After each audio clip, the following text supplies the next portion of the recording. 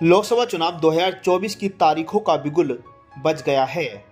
पूरे देश में 7 चरणों में चुनाव होंगे, तो वहीं उत्तर प्रदेश की 80 सीटों के लिए 7 चरणों में वोटिंग होगी। सभी पार्टियां धीरे धीरे अपने प्रत्याशियों के नाम का ऐलान कर रही हैं। इस चुनाव के लिए समाजवादी पार्टी ने अभी तक यूपी की 42 सीटों पर अपने उम्मीदवार घोषित कर दिए हैं। समाजवादी पार्टी ने इन 42 सीटों में से एक नगीना सीट पर भी अपना प्रत्याशी उतारा है। यहां समाजवादी पार्टी ने मनोज कुमार को टिकट देकर सभी को चौंकाया है, क्योंकि इस सीट पर आजाद समाज पार्टी के मुखिया चंद्रशेखर आजाद चुनाव लड़ने की तैयारी कर रहे थे। उम्मीद जताई जा रही थी कि इंडिया गठबंधन नगीना सीट पर किसी प्रत्याशी को नहीं उतारेगी, बल्कि यह सीट दलित नेता चंद्रशेखर आजाद उर्फ रावण को उपहार के तौर पर छोड़ देगी। लेकिन समाजवादी पार्टी ने ऐसा नहीं किया, बल्कि उसने यहां से अपना प्रत्याशी उतार दिया। अखिलेश यादव के इस फैसले को लेकर सोशल मीडिया पर जंग छिड़ गई है।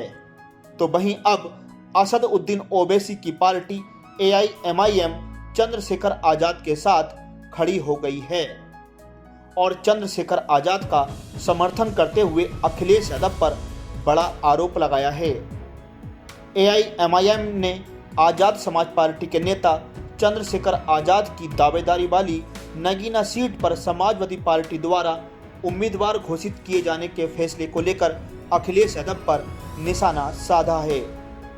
AIMIM के प्रवक्ता मोहम्मद फरहान ने अपने सोशल मीडिया अकाउंट X पर पोस्ट करते हुए कहा है कि अखिलेश यादव पहले ही मुसलमानों को अपने निशाने पर लिए हुए थे और इस फैसले से यह साफ हो गया है कि वह सिर्फ मुसलमान विरोधी ही नहीं बल्कि दलित विरोधी भी हैं।